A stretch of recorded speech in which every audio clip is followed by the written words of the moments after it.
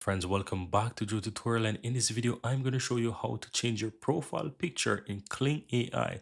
If you look on the upper right hand side, you can see I have my own picture there, guys, and that's cool, right? So how do you do that?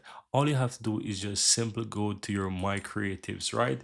And you can find My Creatives from the home page on the left hand side or on the upper right hand side where you have your profile picture. You can click on it.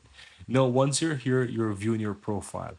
And if you look towards the upper right hand side, you have edit profile. And if you click on that, you have this little window up here where you can change your avatar, your name, your description, or your biography.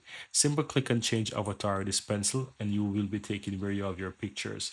And you can easily click on whatever pictures, find it on your computer, select that picture, and it will load up, and that will basically change your picture for you. Keep in mind the picture have to be a certain size, so you want to ensure that you have a small picture, right? So as you can see, that picture was very large, so I will go ahead and find, for example, a different picture that I can use. So I don't know, let's say, let me check something in my downloads folder to see if I have some smaller picture here that I can use.